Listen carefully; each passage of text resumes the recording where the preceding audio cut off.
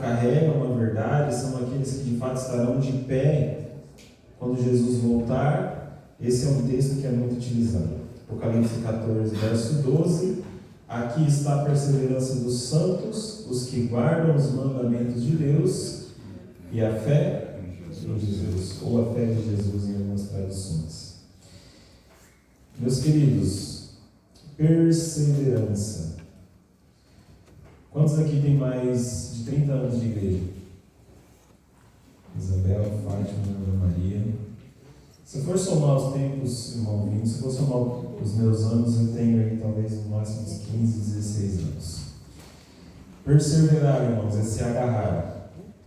Jacó, quando ele queria a bênção do Senhor, ele soltou fácil as vestes de Cristo? Não.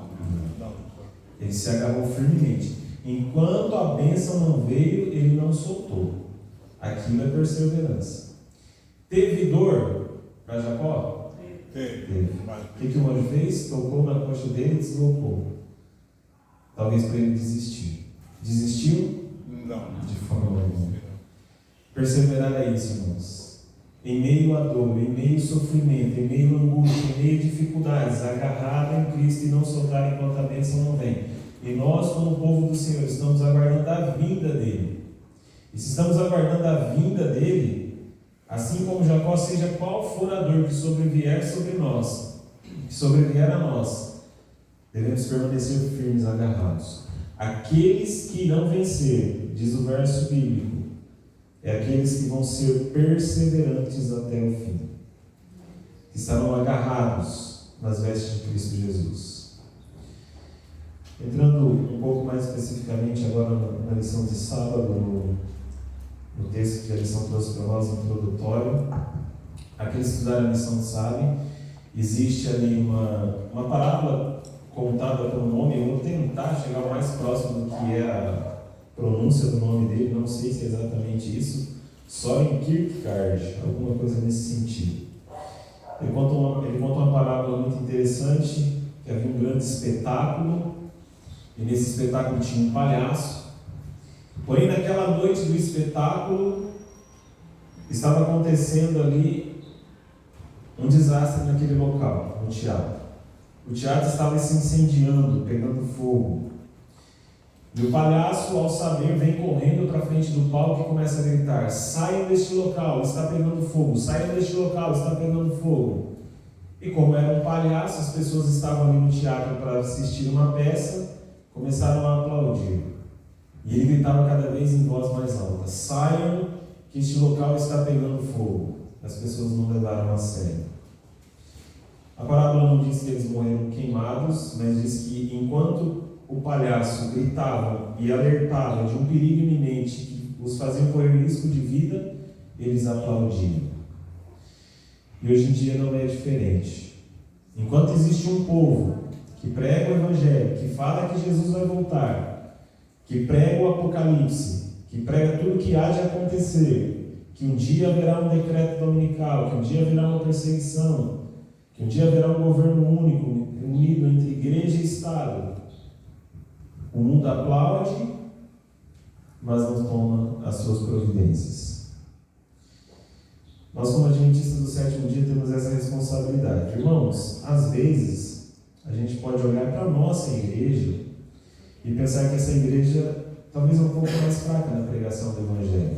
Talvez não tenhamos tantas pessoas empenhadas em levar o reino de Cristo Jesus. Mas quantos aqui assistem ao Novo Tempo? Seja pelo YouTube, seja no canal aberto, Parabólica, Sky, seja qual for. Ali a gente vê essa igreja em movimento. Essa igreja está parada? Não está. Posso eu estar parado, mas a igreja de Deus não está. Desbravadores, tantos outros grupos aí, tem gente pregando o Evangelho com força, irmãos.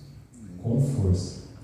Missionários para o mundo inteiro. Ontem mesmo no Novo Tempo, não sei se foi na rádio Novo Tempo, que a Ju ouve a rádio praticamente o dia todo ali, ou na TV Novo Tempo, uma pessoa missionária falando que quando começaram os trabalhos lá no país em que estavam pregando, não me lembro qual, dizendo que as dificuldades eram imensas, faltava energia todos os dias, faltava água todos os dias, e assim a gente percebe que existem pessoas passando dificuldades tremendas para pregar o Evangelho por amor obra de Cristo Jesus. Essa igreja não para, irmãos. Por mais que eu e você talvez não estejam fazendo o esforço necessário para pregar o Evangelho, Jesus disse, quando esse Evangelho do Reino for pregado a todo mundo, nação e língua, virá o fim. E está sendo pregado. A igreja avança. A igreja avança. Em 2014, quando eu fui para Birigui, Piacatu, são 3 cidadinhas ali, né? Rinópolis, Piacatu, Gabriel Monteiro e Biuá. Não existia presença adventista. E hoje existe a presença adventista nessas 3 cidades. Um porque mudou para lá, começou um grupo, depois foi feito um trabalho missionário, então Deus tem agido. Deus tem colocado pessoas para que o Evangelho seja pregado. Está acima, mudou uma família para lá, agora mudou outra, está assim um grupo, Sebastião coordenando. E as coisas estão indo, Deus está levando o seu Evangelho. Todo mundo vai ouvir o Evangelho. Vai. Todos. Esse Evangelho é nosso? É de Cristo. Ele avança, não tem como, não depende de mim. É a força de Deus que leva. A primeira vez que eu ouvi falar na igreja adventista foi na Boa Vista. Porque na Boa Vista tinha a igrejinha lá no templo. A gente não ia porque a gente não tinha nenhum conhecimento da Bíblia, coisa assim, mas um irmão nosso, Chicão, conheceu o Chicão, né? O Chicão ia na nossa casa com a vitrolinha assim, com um disco para tocar hino da igreja adventista. Aí que a gente veio conhecer a igreja adventista. É bem assim, irmãos, o Evangelho avança. Marcelo já foi na Onça da Cruz, eu já fiz vários anos. A gente vai ali, a gente às vezes tem abaixa a cabeça, assim. Na última quadrienal que eu participei para fazer a escolha ali dos departamentais, assim por diante, os líderes da associação, fizeram homenagem para o Diego, um rapaz ali. Só de pessoas que entraram lá, eu posso até errar o número, mas que ele levou o batismo. Se eu não me engano, 37 pessoas. Entraram todas pelo corredor e foram à frente. Uma pessoa. Eu acho que em 2 anos e meio, irmãos.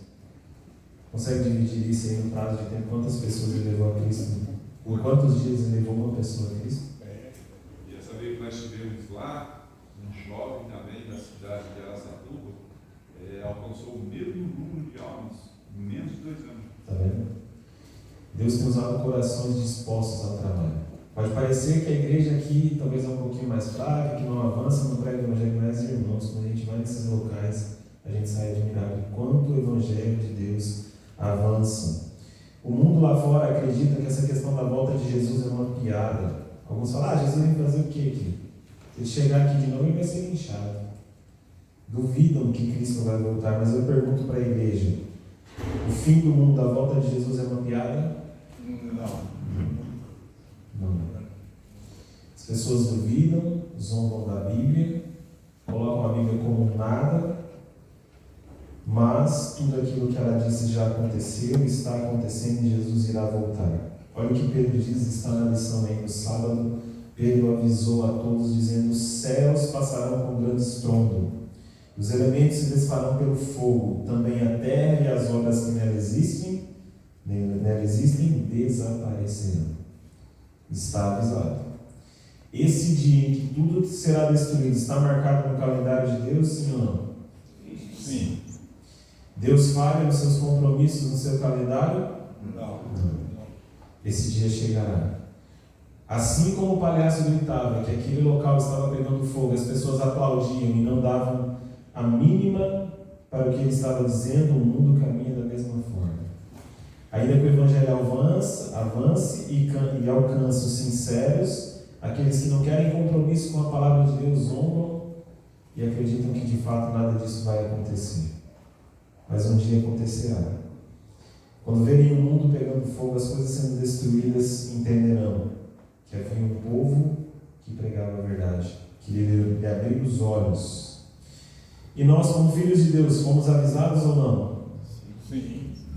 Portanto, para isso, irmãos, por conta disso, precisamos estar preparados para aquele dia, para quando Cristo voltar. A lição de domingo tinha como tema: temam a Deus. Você tem medo de Deus, irmão? Não, pelo contrário. Quem tem medo de Deus é porque alguma coisa pode estar errada, né? Nós precisamos temer a Deus, nós sabemos muito bem, na questão do respeito, na questão da consideração. Quantos aqui já ouviram histórias de um pai e uma mãe que talvez nunca deu uma varada no filho sequer, mas o filho obedece estritamente? Temor. Temor. Sabe quem é o pai, sabe da sua autoridade, porque o pai já colocou autoridade sobre aquela criança, já falou, olha, eu sou isso, isso, eu sou isso na sua vida, você precisa me respeitar, é por isso, por isso, por isso. Da mesma forma com Deus, precisamos temê-lo e respeitá-lo. O objetivo do Apocalipse, a lição trouxe para nós, é nos preparar, irmãos. Eu fico pensando no tamanho do amor de Deus a escrever esse livro. Você falando aí na parte de temor, eu presenciei muitas vezes aí na nossa criação, de ver os pais, quando os filhos, havia por falar uma coisa, o pai estivesse falando com qualquer algum, o pai só vinha o dedo no meio da boca assim, ó. Muitas vezes chegava a fazer, outras vezes fazia nada, quando colocava o dedo assim no menino, ó, você acabava, cara, isso é um... Adulto conversando na sala, a criança passa pelo meio. Já era passando. E olha, a situação, cara. Isso mesmo, também, temor, respeito, consideração. Eu fico imaginando assim. Nós também devemos ter para o nosso Deus hoje, né? Aham. Na casa de Deus, qualquer lugar que nós quisermos, nós temos que ter não temer. O temor do Senhor, assim, às vezes eu fico olhando, eu levei para minha vida, levei para minhas filhas a família Vieira. Acho que quase todo mundo conhece a família Vieira. A família Vieira é composta de uma família enorme, de pessoas humildes, pintor, pedreiro, professor, que os filhos quase todos são médicos hoje, sem ter condições, mas porque temiam a Deus e confiam no plano de Deus. Os filhos hoje são todos médicos, são todos músicos. Eu sempre assim, às vezes a minha filha fala, pai, o senhor gosta mais de nós ou da Lisley? O senhor gosta mais de nós ou do Lineu? Porque convivi do lado deles ali, e eu nunca vi a Alcéia, a Gessi, erguer uma vara ou erguer a mão. Sabe, uma criação que a gente tem que ter. O filho sentava no banco e nunca se levantou ali. E aí isso consiste no temor do Senhor, a obediência, através da obediência, vitórias. Que você vê que são um povo vitorioso. Eu sempre admirei o trabalho deles, sempre fiquei vislumbrado o que é o temor do Senhor. E isso aí me ajudou muito na minha caminhada cristã. Que bom. Famílias que são um exemplo para nós, né? Deus seja louvado por eles. E como eu vinha dizendo, olha o tamanho do amor de Deus ao escrever o Apocalipse. Deus pensou nos mínimos detalhes. Colocou tudo em símbolos, mas de maneira compreensível. E se nós acreditamos que Deus começou a escrever o Apocalipse quando Ele deu as revelações a João, estamos enganados. Desde o Gênesis, a Bíblia já estava sendo preparada para que quando o Apocalipse fosse escrito, eu e você pudéssemos compreendê-lo dentro da própria Bíblia. E ele serve para nos preparar. Por quê? Revela quais são os planos de Deus, porque Deus mesmo disse, Ele não fará nada sem antes revelar a quem? Seus servos, os profetas. Ele revela aos profetas e, consequentemente, revela a nós. Mas além de revelar os seus planos, Deus também desmascara os planos do inimigo de Deus. Quando Deus diz ali que vai se levantar um governo, que a besta vai se levantar, e depois mais associado ali com Babilônia, assim por diante, Deus está revelando os planos do inimigo, para que eu e você estejamos de olhos abertos, para que quando esses movimentos começarem a acontecer, já sabemos que é o próprio inimigo fazendo essas coisas. E quando o anjo grita ali, irmãos, a pleno pulmões, temam a Deus e deem glória, é um apelo final de Deus. O fim dos tempos começou ali depois de 1798, de acordo com as profecias, nós sabemos disso. Essa mensagem angélica que estamos estudando aqui, por enquanto, que é a primeira mensagem angélica, ela tem uma data de início.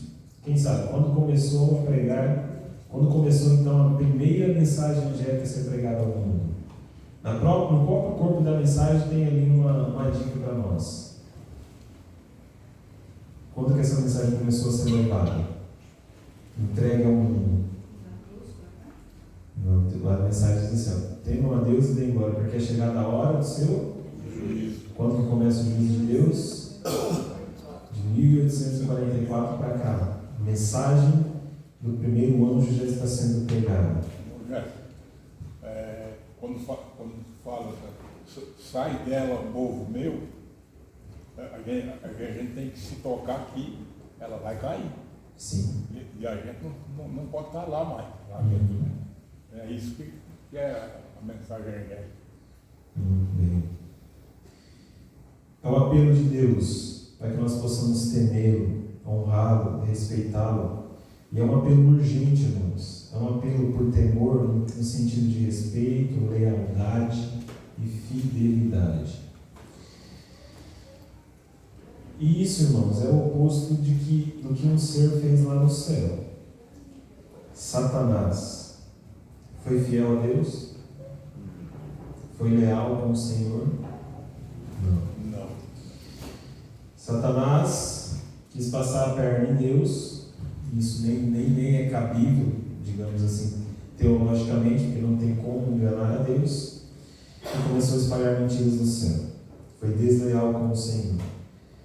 Agora, se tem um ser que foi fiel, não somente com Deus, porque ele já era o próprio Deus, mas foi fiel comigo e com você, foi leal comigo e com você, é Cristo Jesus.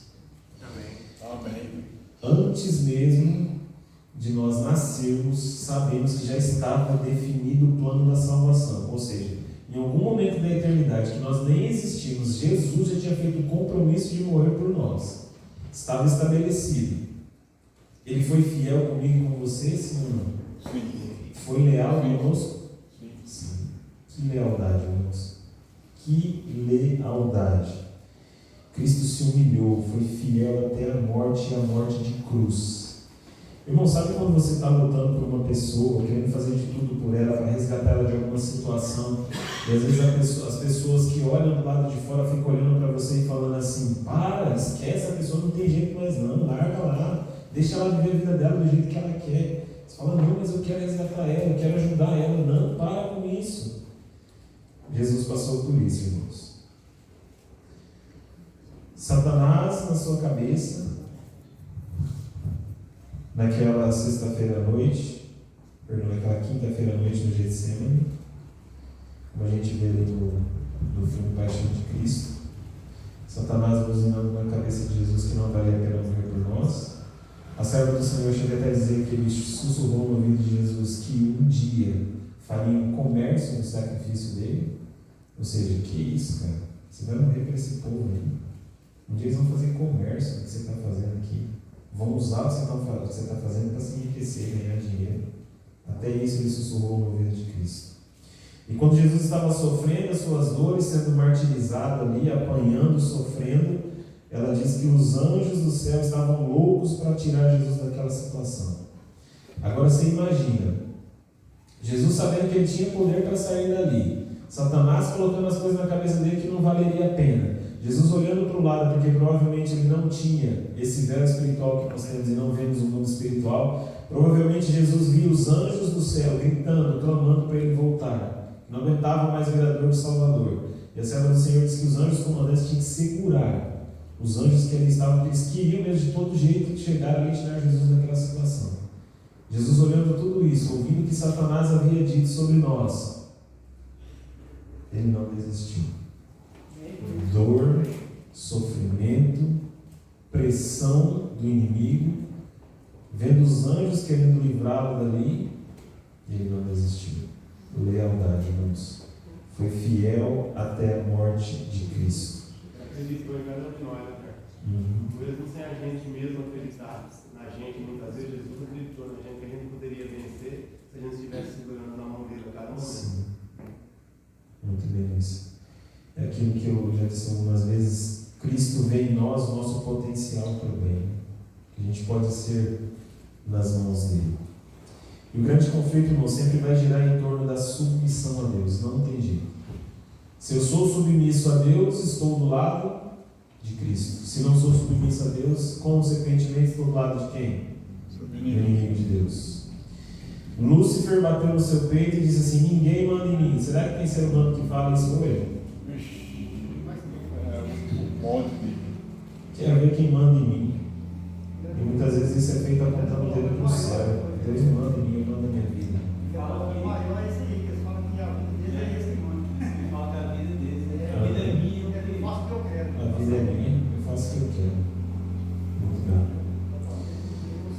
Mas o temor ao Senhor, é como nós vimos dizendo, é colocar Deus, colocar o Senhor em primeiro lugar. Irmãos, como que a gente coloca Deus em primeiro lugar na nossa vida? Como que a gente faz isso? Em oração, o dia a dia, da nossa vida, aos pés dele, né? Sim. Vivendo a cada dia do lado dele, colocando a vontade dele, priorizando a vontade dele para a nossa vida. Isso é colocar Deus em primeiro lugar. Em todas as circunstâncias. A comunhão. Comunhão é o principal ponto. Você falar que crê em Deus, falar que acredita em Deus, todo mundo fala. Mas as atitudes, os atos que mostram se você acredita realmente ou não. Se eu não me engano, na frente do cemitério tem a frase lá: quem crê em mim, ainda que esteja morto, Viverá. Irmãos, olha aquela palavra crer ali. Às vezes a gente vai no dicionário e vê lá: crer, acreditar, e, sei lá, aceitar que algo existe, que algo é real. Talvez seja essa explicação do dicionário, eu não sei. Mas quando eu olho aquela palavra, quem crer em mim, ainda que esteja morto, viverá. Consegue imaginar o peso que tem aquele crer que está escrito naquele verso? É a total submissão ao Senhor. É a total dependência. É verdadeiro, sempre. É colocar exatamente Deus em primeiro lugar, porque só aqueles que fazem isso, se estiverem mortos, ressuscitarão. E colocar Deus em primeiro lugar, como o Luiz disse, é durante o nosso dia. Você consegue saber quantas escolhas você tem que fazer por dia? Você consegue contar aí? Não. Mas muitas ou algumas delas no seu dia a dia você tem que escolher entre o que é certo e o que é errado diante dos olhos de Deus. Desistir do que é errado. E quando a gente coloca Deus em primeiro lugar, a gente faz qual escolha? Pro certo ou pro errado? Só pro certo. É exatamente isso, irmãos. Toda e qualquer escolha que vai contra a vontade de Deus, a gente escolhe a favor de quem? De Deus. Quem era Jó? Temente a Deus, íntegro e reto, temente a Deus, e que fazer o quê? Se desviava do mal. É desviar do mal. É as escolhas diárias. O mal está ali, opa, meu caminho é para cá.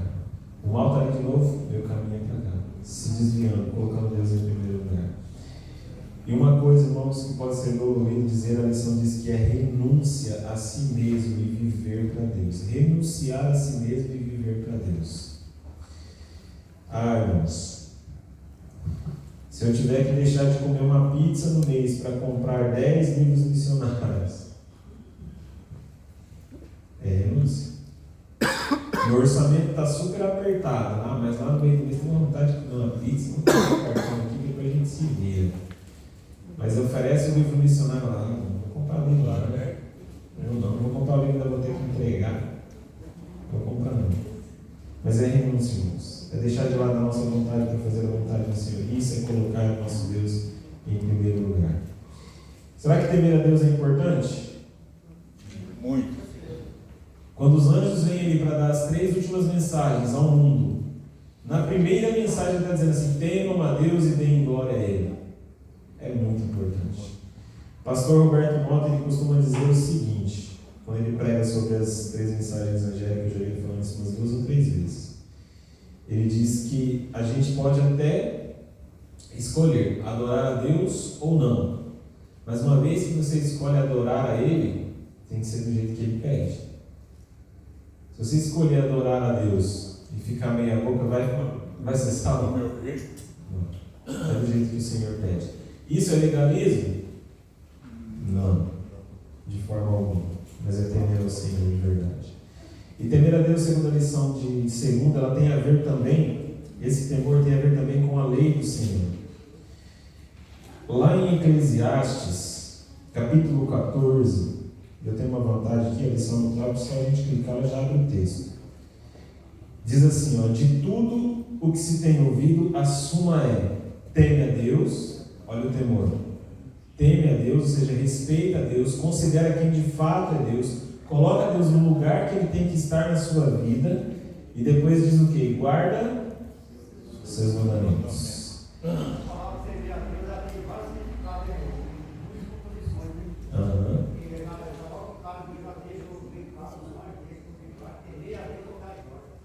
Exatamente. Porque isso é dever de todo judeu. Guardar os mandamentos, é isso? Todos nós. Eu estava assistindo, teórico que eu dou umas empolgadas em alguns temas, eu estou assistindo ali algumas coisas com relação à teoria da evolução e o criacionismo, design inteligente, que é uma teoria que vai um pouquinho mais para o criacionismo também. E outro dia um rapaz tentando refutar um cientista cristão, um químico cristão, que defende que o mundo não foi criado por um Big Bang. Um rapaz falando assim que, conversando com um amigo dele, o amigo dele falou para ele que adventista é judeu reformado. Eu confesso que na minha condição de ser humano até me irritei um pouco. Falei, rapaz, o que você está falando? Mas o texto diz aqui que guardar os mandamentos do Senhor é dever de quem? De todo mundo. E quem teme ao Senhor, quem tem essa ligação com o céu, quem tem essa ligação com Deus, com certeza guarda os seus mandamentos. Há uma séria ligação, irmãos, entre temer a Deus e guardar os seus mandamentos. Se você perguntar para uma criança se ela respeita o pai dela, você vai na casa da pessoa, vai almoçar, você fala assim, você respeita seu pai, você gosta do seu pai? Respeita. Aí de repente a criança começa a fazer uma arte ali, o pai fala, filho, para com isso, aí não para. Respeita? Não. Da mesma forma somos nós. Tememos a Deus, nós guardamos a sua lei, nós obedecemos o Senhor. Irmãos, um exemplo que o nosso irmão Jailson disse da família, obedecer a Deus traz prejuízo ou traz bênção? Traz bênção. A primeira delas, santificação, preparo para o céu, irmãos. Quando nós obedecemos ao Senhor, a primeira coisa que nós vemos transformada em nossa vida é o nosso caráter. Porque quando nós obedecemos a Deus, nós começamos a andar coladinho com quem? Com Jesus. Irmãos, nós somos totalmente influenciados ou somos totalmente influenciáveis. E nós precisamos ser influenciáveis e não influenciados pelo mundo, no caso, né? Mas influenciados por Cristo Jesus. Eu sou uma pessoa que sou muito suscetível, irmãos, a sotaque. Eu lembro que uma vez numa época, acho que minha mãe estava querendo morar em Paranaguá, não foi? Num período, a gente foi para lá, tinha uns 12 anos. Não sei quanto tempo a gente ficou ali, foi uns 4 meses ou mais. Uns 4 meses. E quando nós voltamos, eu estava falando igual paranaense, lei pequeno. Aí eu comecei a falar igual paranaense aqui, meu irmão falou assim, para ser besta, para ser paulista, não é paranaense, não fala que nem gente. Meu paranaense também é gente, né? Mas a concepção dele não é o jeito certo de falar, né? Falando muito certinho, querendo corrigir as pessoas. Eu sou muito fácil para pegar sotaque. Algumas coisas da Ju eu já peguei, às vezes eu falo Ju aqui, mas em casa eu chamo de como? Hã? Não, Júlio. Amor, Júlio, né? Mo. Baiano não fala amor, é Mo, né? E eu pego isso, eu tenho muita facilidade de pegar sotaque. Então nós somos influenciados, irmãos, e quando nós obedecemos a Deus, caminhamos com Cristo Jesus, é inevitável não começarmos a falar no sotaque de quem? De Cristo. A demonstrar o amor que Cristo tem, a viver como Ele viveu, com temor do Senhor. E isso exala, irmãos, exala para as pessoas que estão ao nosso redor. É inevitável. Deus nos chama para obedecê-lo. Somos salvos pela lei? Pela graça. Irmãos, se querem ouvir um tema bem interessante sobre isso amanhã, vem na igreja. Não estou fazendo propaganda de mim, não, mas amanhã eu sou responsável pela pregação. Preparei um tema bem interessante para a gente falar sobre lei e graça. Para a gente ver que quando a gente tira a lei do contexto do Evangelho, tudo cai por terra. Tudo cai por terra. Tudo perde todo o seu sentido. A estrutura da igreja perde sentido quando nós tiramos a lei. Amanhã nós vamos falar sobre isso. Se você vier, nós vamos participar juntos, que eu vou precisar da ajuda da igreja, viu? Então vem amanhã, a gente vai ter bons momentos aqui falando sobre lei e graça. Mas nós, irmãos, muitas vezes somos taxados como sendo legalistas. Nós colocamos a nossa salvação aonde? Na lei do Senhor. E o mundo, quando diz isso, irmãos, que diz que hoje nós somos salvos pela graça e não mais pela lei, que a lei era de Moisés, que a lei não faz sentido, sabe o que está dizendo nas entrelinhas, por força do inimigo? Que Deus é mentiroso, que Deus é injusto. Por quê? Peraí, e que Deus também Ele é. Deus é? Não. Falhou alguma vez naquilo que Ele decidiu fazer? Não. Deus não. É o seguinte, se de fato hoje nós somos salvos pela graça, lá atrás o povo era salvo pela lei, como dizem. Se lá atrás eram salvos pela lei, ou seja, Deus inventou um plano de salvação, que era colocar uma lei para o povo obedecer. Obedeceu, está salvo. Porém, o povo não deu conta de obedecer. Deus falou: vixe, esse plano aqui não deu muito certo não. Vai lá, Jesus, resolve o negócio lá.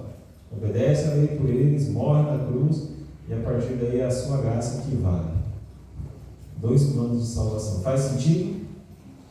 O Evangelho, ele é eterno. Tem alguma diferença do Antigo Testamento para o Novo? Moisés, quando entrou na arca, ele foi salvo pelo quê? Pela graça. Então, quando nós vimos lá atrás, nós vimos que todos foram salvos pela graça e que não faz sentido nenhum. Se nós dissermos que hoje Deus salva pela graça e um dia salvou pela lei, estamos tirando Deus de mentiroso, de um Deus falho, que tenta as coisas assim como ser humano, vai na base da tentativa e erro até acertar uma hora. Deus não é assim. Não somos salvos pela lei. Somos salvos pela graça desde os primórdios do Evangelho, desde quando o Evangelho foi instituído. A verdade, irmãos, nisso tudo, é que hoje em dia as pessoas querem escolher o caminho mais fácil a seguir. Temer a Deus não é muito fácil, como se pensa. Porque muitas vezes você tem que renunciar. E como eu digo que algumas vezes, se não existe algo na sua vida que está te trazendo dor porque você está tendo que deixar algo acontecer de errado. Porque quando a gente segue os caminhos do Senhor, quando a gente teme a Deus, é aquela situação, quando a gente tem a comunhão, como a Ailton disse, se você tem comunhão com Deus, você se aproxima do Senhor. É como se a gente estivesse se aproximando de uma grande fonte de luz. E quanto mais a gente se aproxima e olha para nós, a gente vê os pontos falhos. E talvez a gente olhe para trás e vê toda a sujeira que a gente já deixou, caminhando com Cristo Jesus, mas todo ser humano, quando se aproxima de Deus, quanto mais se aproximar de Deus, pode ser o pastor da nossa igreja, pode ser o pastor presidente da associação, presidente da união, presidente da divisão, presidente de onde for. O cara que você pode olhar e falar assim: esse é o mais consagrado que eu já vi. Quanto mais ele se aproximar de Deus, mais ele vai ver que existe algo a mudar na sua vida. É exatamente assim. Portanto, pode falar. É uma vida de renúncia, né? Cada dia é uma luta diária. E nós temos que, o cristão tem que primeiro conhecer a Cristo, né? Esse conhecimento, a partir do conhecimento que você vai receber a graça, você vai viver na graça. Um homem que deu a vida por nós, que deu seu filho por nós, é uma vida de... Mas é uma vida, não é uma vida de facilidade que você está falando aí. É uma vida a cada dia, uma luta a cada dia. De falar, na hora de ter que falar sim, na hora de falar não. Na hora que você tiver que corrigir seu filho, corrigir. Quer dizer, o caminho a Cristo não é esse mar de rosa que se prega, essa prosperidade que se prega. É uma vida que você tem que renegar tudo e servir a Cristo. É uma mudança, como dizer os mais modernos no mundo dos comércios, uma mudança de mindset, da configuração da sua mente, você entender que o caminho é aquele, que você vai fazer de tudo para seguir, seja qual for a circunstância. Eu lembro de um casal, não lembro se foi aqui na nossa igreja, alguém falou, um pastor, que disse que a família tinha tomado a decisão de que todos os dias da vida deles eles iriam fazer o culto matutino e o culto vespertino. Ele disse que podia estar caindo no mundo, podia ter chegado em casa assim, todo mundo dilacerado de alguma situação que aconteceu, algum problema. Só se alguém estivesse no hospital mesmo, mas se chegasse em casa, a família, chegasse em algum lugar, onde quer que eles estivessem, eles fariam culto no período de manhã, geralmente é mais fácil, né? Mas diz que às vezes durante o dia a coisa tinha ficado feia, algumas situações dificultando, mas estavam ali reunidos nos pés de Cristo Jesus.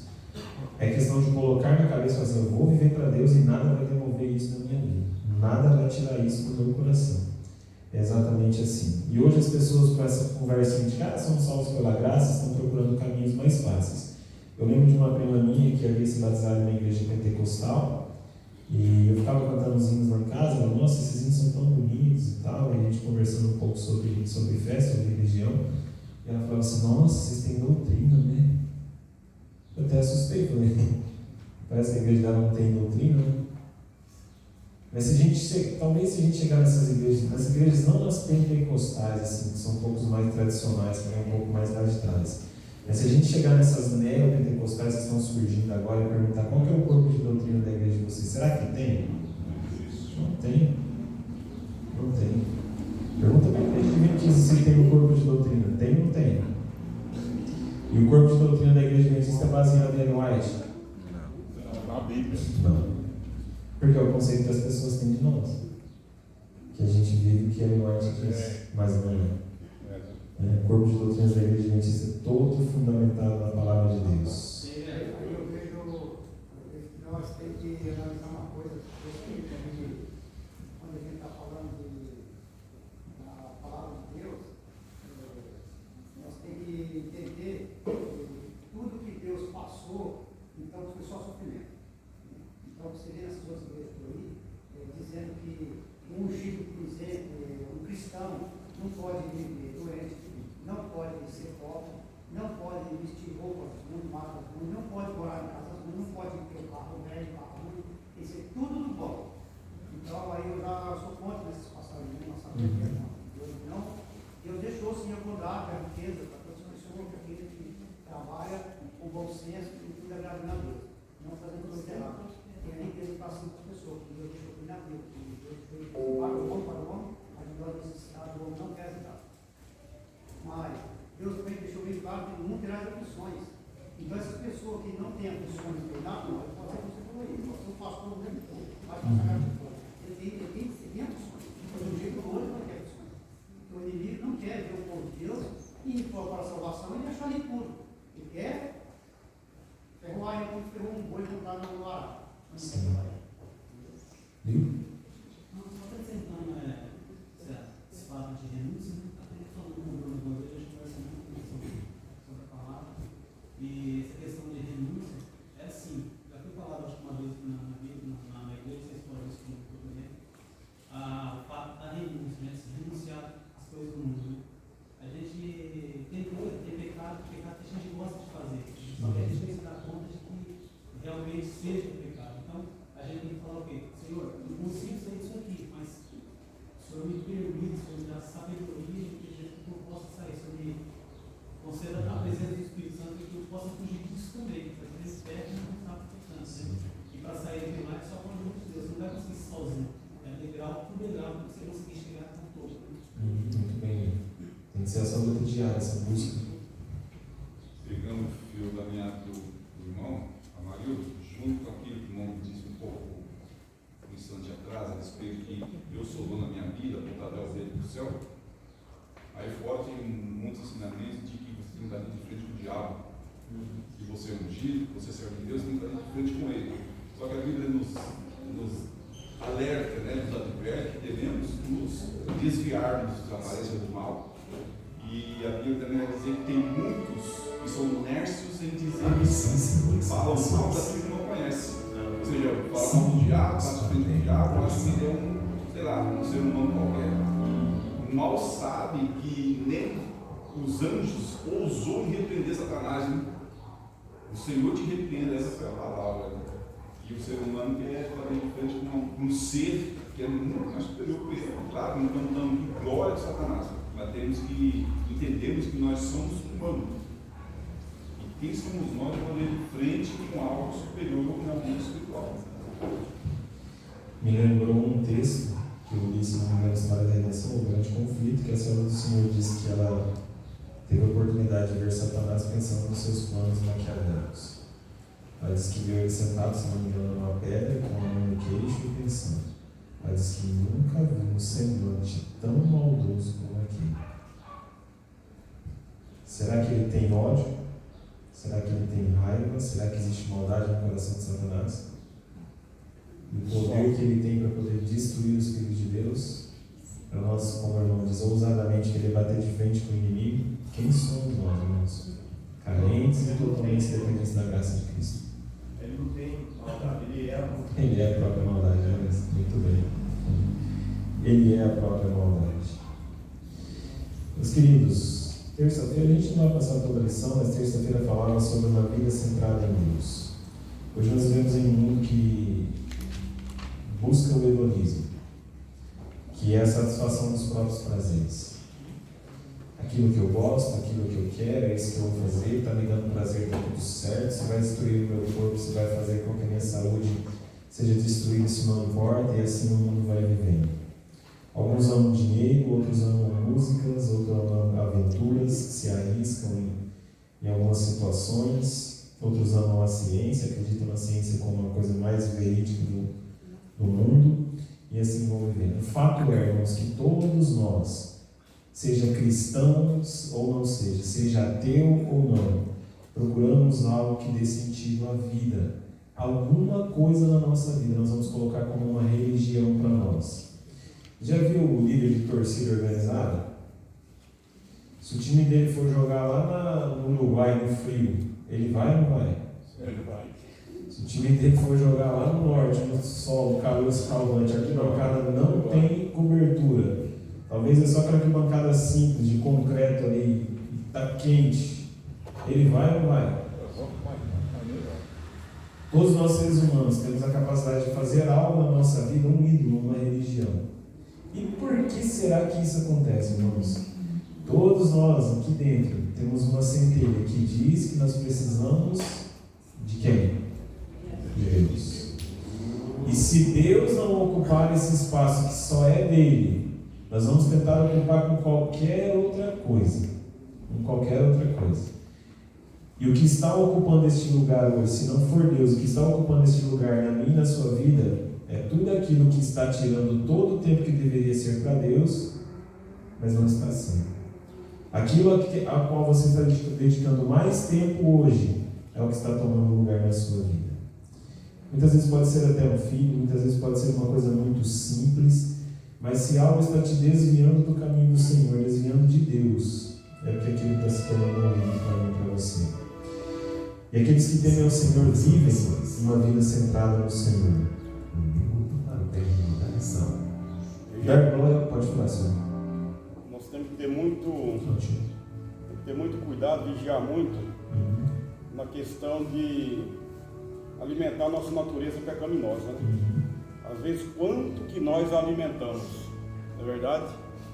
E às vezes olhando para nós dizemos, puxa vida, por que eu não sou um cristão mais autêntico? Não é verdade? Mas às vezes, descuidadosamente, não percebemos que estamos aqui, alimentando a nossa natureza pecaminosa mais que a de Cristo. Exato. Aqui está um grande problema aqui, entendeu? E muitas vezes, né, onde é que vamos só fracassando, cada vez fracassando e tal, e não crescemos. Verdade? Falta o que? Jesus disse que vigiar e orar. Falta de vigiar, o que está errado? O que está acontecendo? Né? Aonde eu estou pisando os pés? Não é verdade? Estou estudando ou não estou estudando? Estou lendo ou não estou orando ou não estou orando? Né?